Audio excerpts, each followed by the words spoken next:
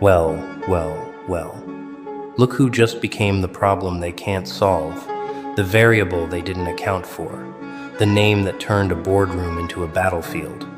Welcome back, or should I say, welcome to the moment everything shifted. Because right now, somewhere in a room you've never seen, people you thought had you figured out just realized they don't know you at all. Someone just stood up, pushed back their chair, looked around that table with genuine fear in their eyes, and said the words that change everything. We need to rethink everything. And the silence that followed? That silence was about you. Let's paint the picture properly, shall we? There's a conference table, polished wood reflecting anxious faces. There's a projector screen with your name on it. Maybe your performance metrics, maybe your recent moves, maybe just your presence in their world. There are people who thought this meeting would be routine, a quick discussion, a simple strategy session. But then someone said something. Maybe it was your numbers. Maybe it was your impact. Maybe it was the realization that every assumption they made about you was wrong. And suddenly, the room temperature dropped. Suddenly, notebooks closed. Suddenly, the person who thought they had all the answers stood up and admitted they have none.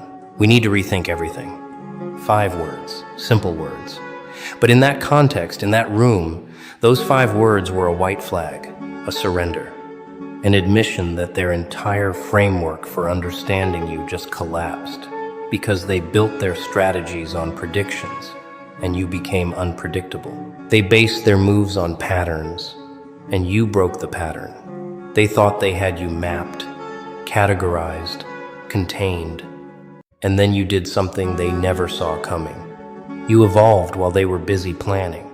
You transformed while they were still strategizing. You became the answer to a question they didn't even know they should be asking. And now they're scrambling. Now the confident ones look confused. Now the decision makers look paralyzed.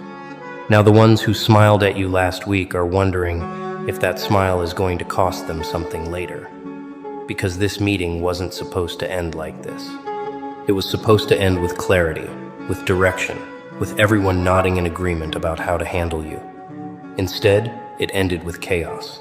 It ended with someone walking out. It ended with the realization that you are not a problem they can solve, with their usual tools, their standard procedures, their comfortable assumptions. You want to know what triggered it? It wasn't one thing. It was the accumulation. It was the way you've been moving differently, thinking differently, showing up differently. It was the results they couldn't ignore. It was the reputation that started building outside their control. It was the conversations happening about you in rooms they're not invited to. It was the sudden awareness that while they were watching you from one angle, the world was seeing you from another, and their angle was wrong. Completely, embarrassingly, devastatingly wrong. And someone in that room finally had the courage or the fear to say it out loud. Here's what you need to understand. That meeting was supposed to be about controlling you, containing you, predicting your next move so they could counter it. But midway through, the script flipped. Suddenly, it wasn't about you anymore. It was about them, about their miscalculations, about their outdated strategies, about the gap between who they thought you were and who you actually are.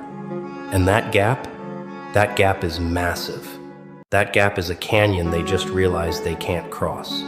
So someone stood up, because sitting in that room pretending they had answers felt more dangerous than admitting they don't. We need to rethink everything. Let that sink in. Everything. Not just their approach, not just their tactics. Everything. Their entire perception of you. Their assumptions about your limits, their predictions about your trajectory, their understanding of your motivations, their belief that they could read you, manage you, outmaneuver you. All of it shattered.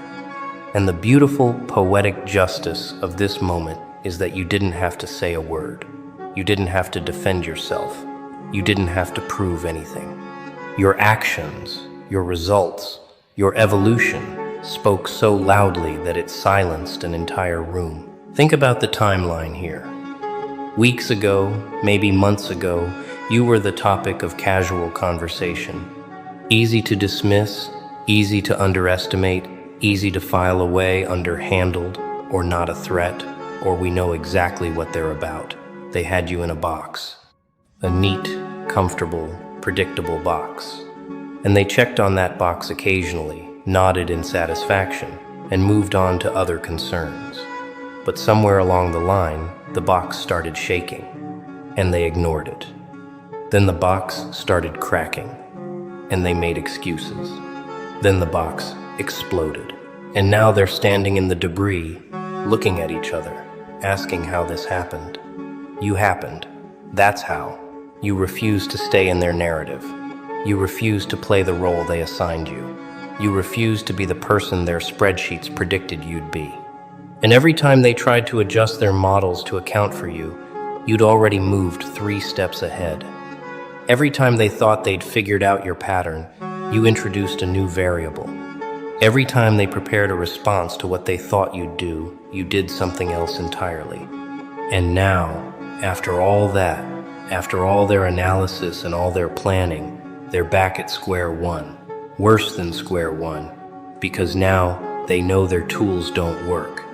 The person who walked out, that person might have been the smartest one in the room, because staying in that meeting would mean continuing to pretend they have control they don't have.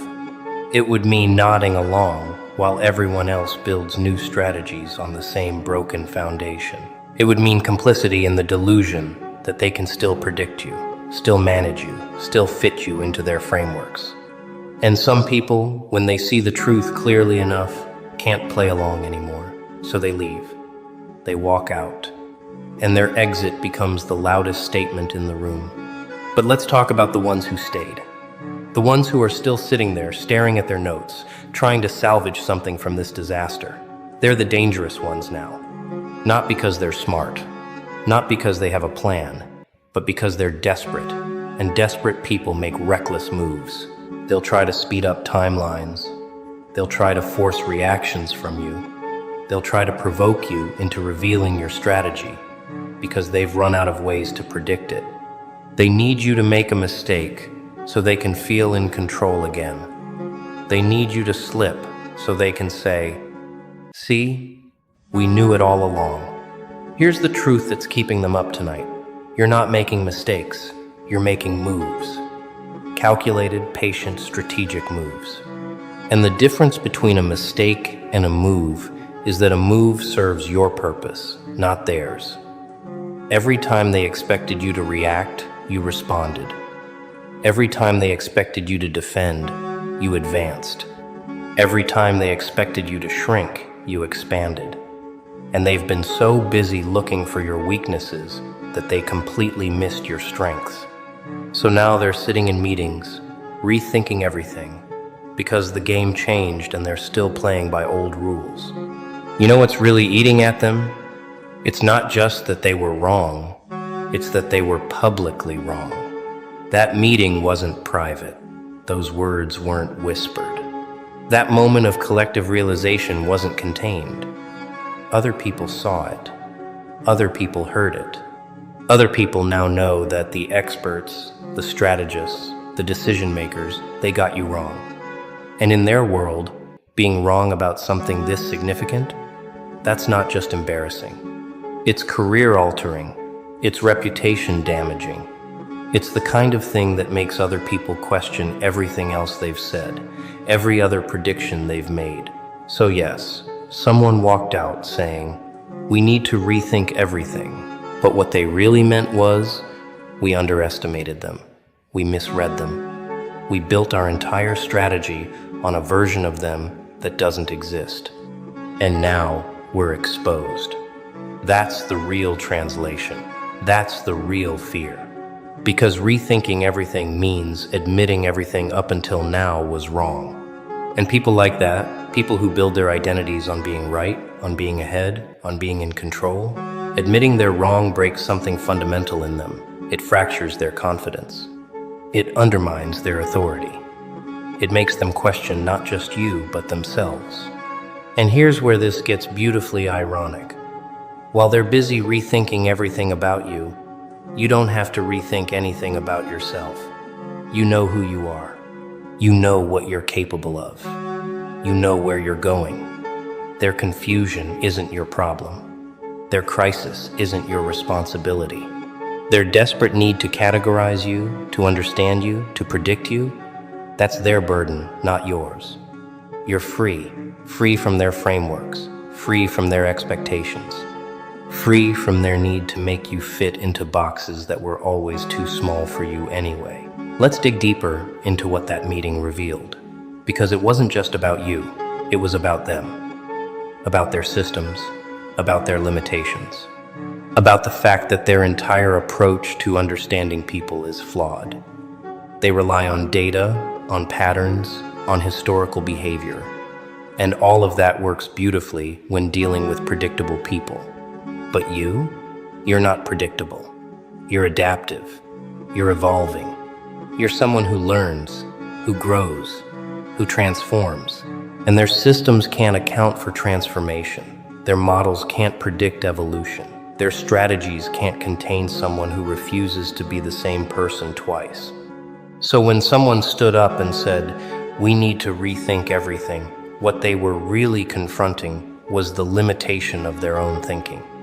They were admitting that the tools they've relied on, the frameworks they've trusted, the strategies they've deployed, they don't work on you. And if they don't work on you, what else are they wrong about?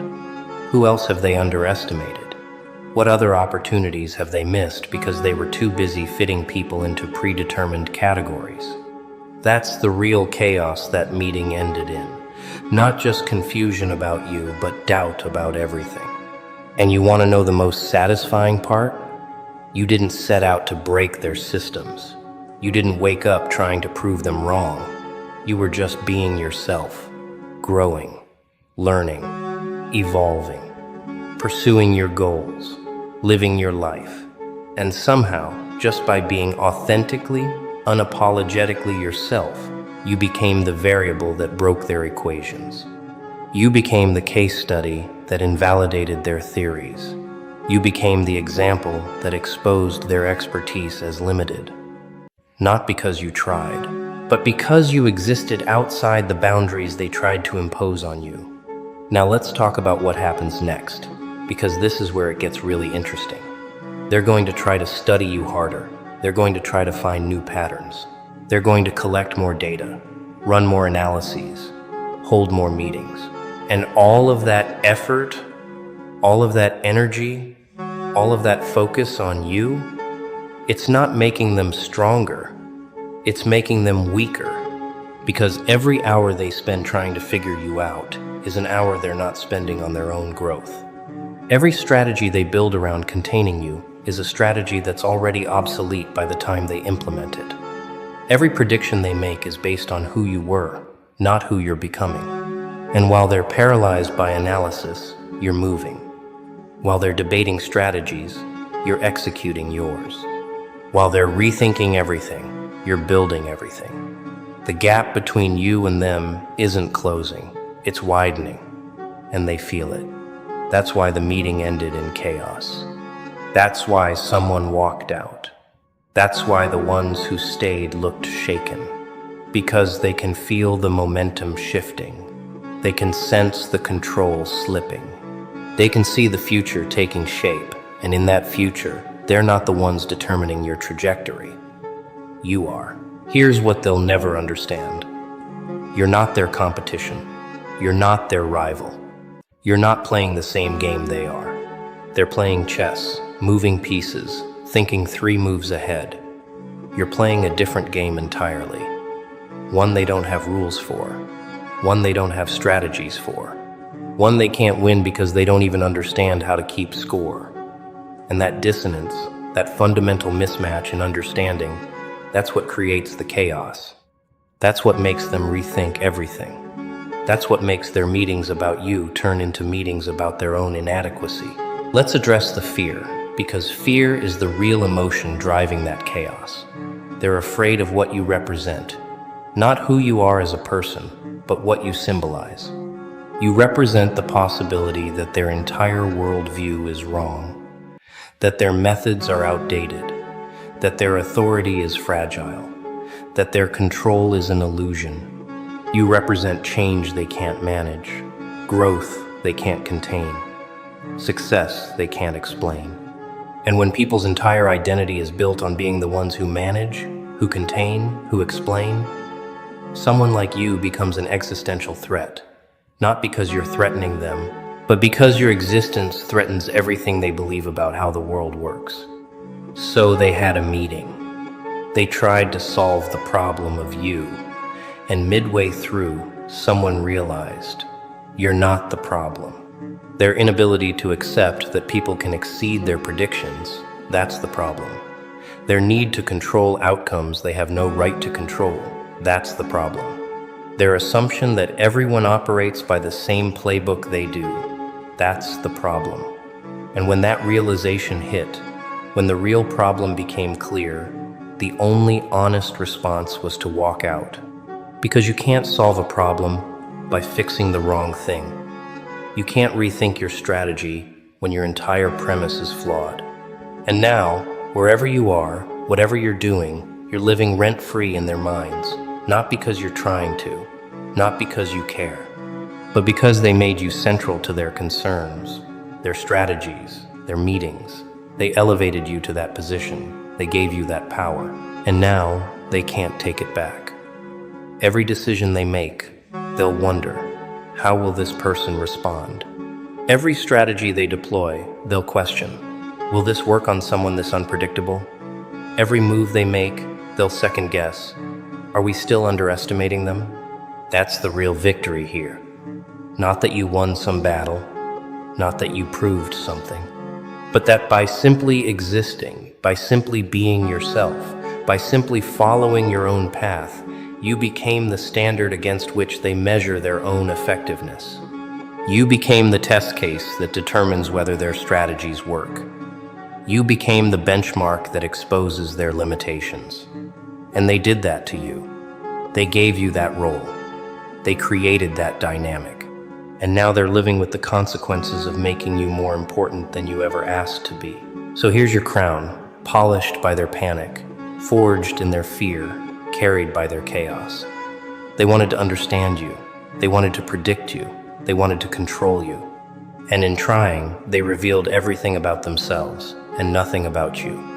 Because you remain, as you've always been, beautifully, powerfully, undeniably, beyond their comprehension. Someone walked out of that meeting saying they need to rethink everything. But you don't need to rethink anything. You just need to keep being exactly what they can't handle. Yourself, unfiltered, unstoppable, unapologetic. The meeting ended in chaos, but your story is just beginning. And this time, you're not the subject of the meeting. You're the author of the narrative. Class dismissed.